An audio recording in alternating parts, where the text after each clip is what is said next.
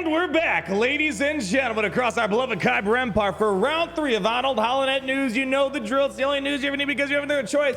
You're probably sick of seeing this ugly mug at this point. So we're talking about the third big thing of today, and that's the Leviathan, the kit reveal, and the release date. In case you missed, there's so much. Probably one of the biggest news days for Galaxiers in a long time. Galactic Legends, Leia, Terran Malicos, Lord Vader lifters, new raids. There'll be cards in the top right-hand corner throughout the video. Let's not keep you in any more suspense. You guys know likely this, but we have a lot to discuss today, and we're going to the quote-unquote least exciting thing of the day, even though this is still very exciting. We just knew about the Leviathan for a while, but they slapped in the kit reveal and the release date. I'm gonna get straight to the more important bits here. We're gonna first tell you that the release date is on July 19th, 2023. So surprisingly, they're giving you a little bit of flexibility. If you're like missing a few more shards, you might have that a little bit of opportunity in the Terran Malicos conquest that's starting next week. You got about 2 weeks to lock this in. So good news across the board for those that maybe might be a little bit short. And the good news is, unlike Calcest and the others, this should be an event that repeats every single month. So whenever you have those requirements up and running,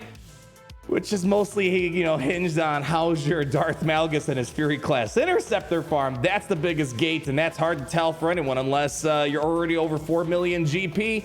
That's a tough one.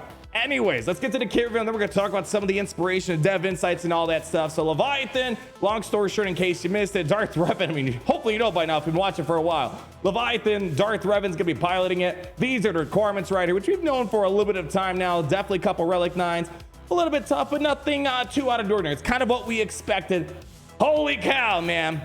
I want to emphasize, we've already done a lot of Fury class interceptor stuff, and so far we're already seeing how great of a unit the Fury class interceptor is even before the Leviathan comes in. Primarily the savior mechanic that Malgus is bringing for the Sith Empire, how durable the B-28 Extinction Bomber is with the Fury class interceptor. It's a massive tank, and I'm able to use it for very clean profundity wins of Tarkin before we even get the Leviathan. This, though, is taking it to the next level. And I want to remind you guys one more thing.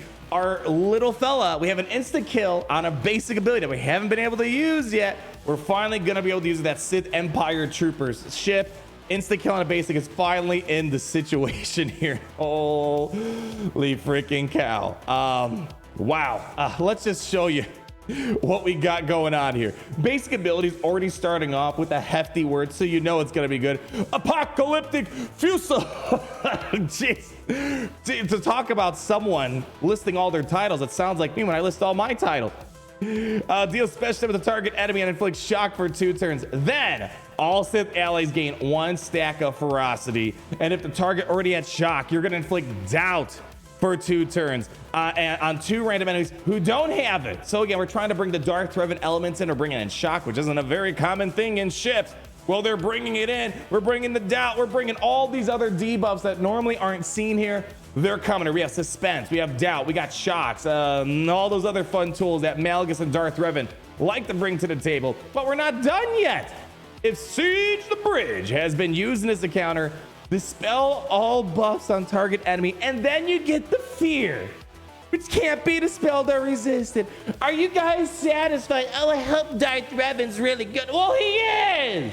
You guys know that Siege is a bunch of Revan heads over there. They ain't disappointing, and we're only in the basic ability, y'all. So you better strap on it because this ride's gonna get a little bit more wild. All right, let's bring it back a little bit. Okay, that was only the basic ability. Sabotage the hangars. Our first special ability requires the player to inflict 15 debuffs. One-time use. Kind of a little bit odd. It sort of is like a payout, a bounty hunter payout in a way where, you know, you got to do certain things and then boom, you got the payout. Kind of seems a little bit similar. Let's read it, shall we? Limit 1 use per battle. Sith allies gain critical hit immunity. Woo! And 5 stacks of ferocity for 2 turns. The anti-critical immunity is going to be kind of an issue for rebels. Luckily, Han, you try to buff this belt on the basic, but nonetheless. And target ally recovers 40% health. Increase the cooldown of call reinforcement by 1. Yikes. On the enemy capital ship if they're a light side. So screw you, profundity. And inflict capital ship sabotage on all enemies until the end of the encounter. Next enemy reinforcement or siege the bridge. But you might be asking, wow, what does it mean that we sabotage the capital ship? the next ally ship called the Reinforce is immediately destroyed upon deployment. No reinforcements. You don't get any. So that's kind of a first. A reinforcement disabled feature.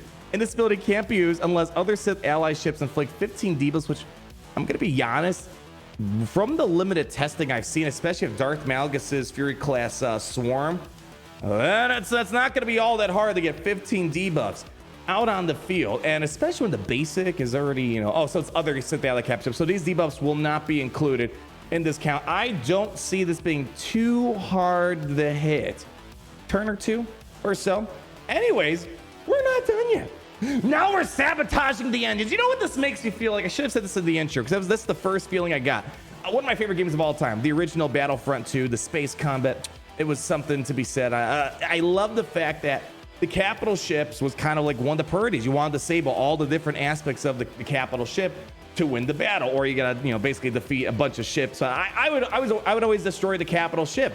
That was the most fun part, especially when you infiltrate it and then you go to all the different rooms with your little rocket launcher. Oh my gosh, great times. It's kind of bringing that feeling and just completely crippling the capital ship in all these big areas. So limited 1 use per battle, reduce the enemy capital ship speed by 30% for the rest of the encounter. We don't have a lot of speed reduction in ships. This is big. And you're also going to remove 30% turret, which can't be resisted. Sith allies gain critical hit immunity, 5 stacks of frosty for 2 turns, and target Sith ally gains breach immunity. Now, if I'm reading this correctly, you know, there's no conditions here.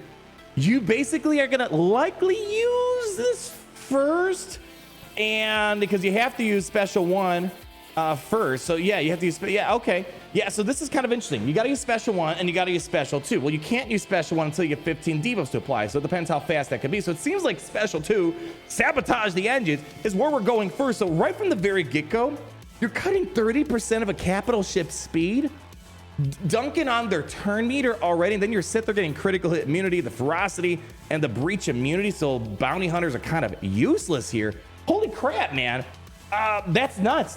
This is a very unique type of ship. Everything is just kind of, all the specials just kind of manipulating the enemy capital ship. The basics doing all these crazy things in terms of like consistent damage. This is interesting too. We don't like using basics too much on capital ships. They're kind of the most bled thing. This is the most interesting capital ship basic in this game. Anyways, we're moving on. Special 3, seize the bridge. Can only be used if that first special and the second special were used. One-time use, 5-turn cooldown. So I'm curious how this would look like. Does the cooldown start once you unlock it and you can use it, or is it starting from the very beginning? Because I think that's got to be the case. So you're gonna only get 1 use per battle. Take control of the enemy capital ship. Dang. Oh my gosh, that was just a natural. That sounds awesome. Reset its cooldowns and granted a bonus turn. I'm just smiling, man. This is insane. While controlled, you can't use call reinforcement, and the cooldown of the ultimate ability is set to max at the start of each turn. Jeez. Allies recover 50% health, have their cooldowns reset, and all enemies are inflicted with fear for 1 turn, which can't be evaded, dispelled, or resisted. This ability starts on cooldown. The first time Sith allies are inflicted with 50 debuffs, reduce the cooldown by 1. Oh my gosh, it's literally just taking over. That's Jack Sparrow stuff. Darth Revan is officially the Jack Sparrow of Star Wars. My gosh, that sounds amazing. This ability can't be used unless destroy engine, sabotage the hangars. We use the same encounter as we read earlier, and no, it's the same encounter. We don't have multiple waves of ships, so that's kind of irrelevant, but still, nonetheless, wow.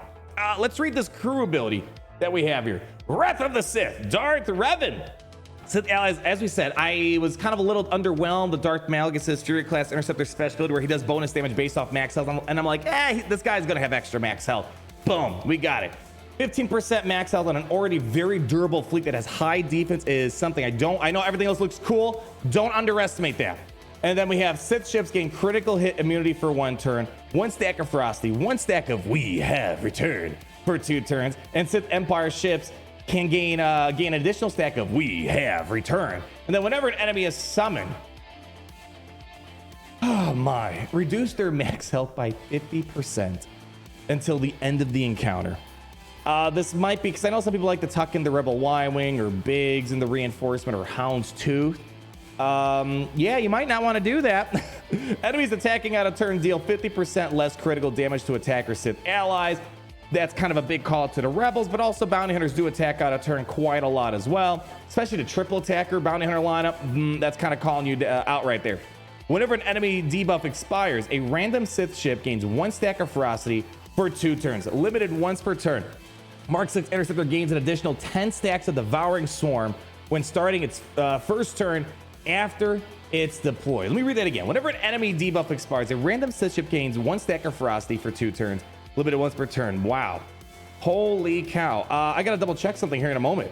Mark 6 Interceptor gains an additional, that's what I'm looking at. The Mark 6 Interceptor gains an additional 10 stacks of Devouring Swarm when starting its first turn after it's deployed. So that's been one of the big things. Well, number one, it was already kind of hard to hit the threshold for that Sith Empire ship in order to get the hit out there. This is given the big boost that it needs, and then it's finally going to unlock the ability for that basic to land a pretty gnarly hit. Just as a reminder, as you see right here, you need a Sith Empire capital ship, which, wow, it looks like we have that, but you need 40 stacks. It was already really hard to get the 40 stacks. Well, now it's going to be fairly easy to do so. So that was kind of the biggest thing I was looking for throughout its kit. It's how easy it's going to be to get it. It doesn't seem to be that difficult to hit, but we're not done yet. One more thing. Whenever an enemy reinforces, boom, just inflict daze on all enemies for 1 turn. Do know it doesn't know it can be evaded or it can't be resisted, so it could be resisted technically, I believe. Sith ships are immune to max health reduction. Reinforcement bonus. Reinforced Sith ships attacks can't be evaded. Yikes. So Foresight does a whole lot of nothing. They gain 5 stacks of ferocity, and they ignore taunt effects until the end of the turn and stun the target enemy for 1 turn, which can't be resisted when deployed. My gosh. What I've been thinking about this whole time, I got a little like, I had to reread this a second time because my mind was sitting at, I wonder what this is going to be, because this is kind of the ultimate. It's not like a straight up insta kill like the Death Star or the Profundity makes you kind of escape the battle or whatever. I'm really curious to see if there's gonna be some cool animations associated. This sounds so cool. This is kind of like what you see in pirate movies, just completely sabotaging enemy ships, Battlefront 2 experiences. I'm very confident this is gonna be very good. I'm kind of wondering at the same time, what's the window of opportunity to counter this? Is usually from experience, when you put these things on defense, there's still a window of opportunity for like the other big capital ships like Profundity or maybe Executor to counter it. Right now, this is just pretty wild, being able to reduce speed, turn meter, being able to just destroy aspects of the capital ship, and the basic ability being pretty nuts as well. So maybe when you used everything, you still have the basic ability. It still does some insane amount of things. Man, holy cow. This is looking like it's providing. So again, one more reminder, coming out July 19th, 2023. So roughly 2 weeks from today, exactly on the money. That's when we're gonna be back. We're gonna test out this capital ship, see what it's like, and see if it really was worth all the hype that they've been building up. And in case you wanna read just a few more notes from the developers, they're calling it the top of the meta capital ship. I'm not gonna, based off what I've seen just from Fury class, the durability, the B-28, yeah, I can see where this is heading with this insane durable ship that's literally picking your ship apart like it's a Lego set. Design of Leviathan was challenging. Profundity Executor are the best of the best. They are. So how do we create a capture that surpasses them both? Oh man, I gotta admit, just for a brief moment, I know the Darth Revan gang out there, they're hype. Anything that's Revan associated, they want to be top of the line, destroying everything. Rumor has it, way back when Jedi Revan was in beta, there was like all the crazy Revan heads, and they just weren't satisfied. Even though it was great, they want to be like completely broken. They got a broken unit. But the thing is, I kind of like that capital ships, the good ones, are kind of in range of another. You know, Executive Prime, they're kind of equal in power. The fact that we're pushing it, and they're claiming it's going to be beyond those two, has me a little bit concerned just for power creep purposes. But you know, we always get crazy power creep, and then I'm sure next year the Leviathan's going to look like nothing. So that's just how the nature of the game is. But I just want to put it out there. I hope that Profundity and Executor can still be at least competitive in countering this shit. I can't imagine otherwise. But to be fair, it usually takes a while for a good off-meta counter to work against something big. It took a while for the Executor and Profundity. You have to kind of wait for the right unit to show up. Anyways, then it became obvious. Just take the enemy's capital ship for yourself. We've also seen your questions pop up asking how I'll do against Executor Profundity, and we're confident saying Leviathan will execute profoundly. Funny. Inside Leviathan's kit, there'll be anti-breach, anti-crit mechanics to help with survivability, and it's already a very durable fleet beforehand, before all this stuff comes in. In addition to that, Leviathan has the ability to destroy enemy reinforcements, not to mention a lot of ferocity. In short, you'll use your special abilities to progressively take over the enemy's capital ship. Yes, that's right, you heard correctly. You'll be taking over the opponent's capital ship, and I just can't stop smiling. This seems so much fun. I just want to emphasize one more time, although this is a cool kit, really excited to get my hands on it, I just want to emphasize that it is very disappointing, especially the Proving Grounds format. How difficult it is to get this. You know, it's not even the Relic 9s that I'm concerned about. We expected at least 2 Relic 9s. It's that Fury class interceptor, which in turn requires a 7-star Darth Malgus, and you gotta gear him up anyways for the Fury class interceptor to be useful. I'm very disappointed that's a 2-layered conquest unit. I'm hoping this isn't gonna be as big of a variant as I'm thinking it is, but it is gonna take at least a year for Proving Grounds to come around for it, and then you're gonna have to wait, what, another year or 2 to get it? I'm hoping there's gonna be some Proving Ground changes down the road that make things a little bit more accessible, but that's just me. I know some people out there love the exclusivity. They love that it's gonna be hard people to get it. I want as many people to enjoy the game as possible, and I just know that's a barrier for people to enjoy this game as much as possible. Let me know your thoughts down below. Does the hype provide? Do you like this direction they took with dismantling an enemy capital ship, or do you like more of the fireworks that the Executor brings? Love to hear your thoughts down below. That's going to conclude Arnold Holiday News for today. A lot of stuff for you guys to catch up on. It's going to be busy here in Star Wars Galaxy, so make sure you subscribe. Hang out with us. It's a pretty good bunch we got around here, and especially, it always makes us want to say at the end of the day how it's great to be in the Empire today. Oh, it's great to be in the Empire today. The sun never sets.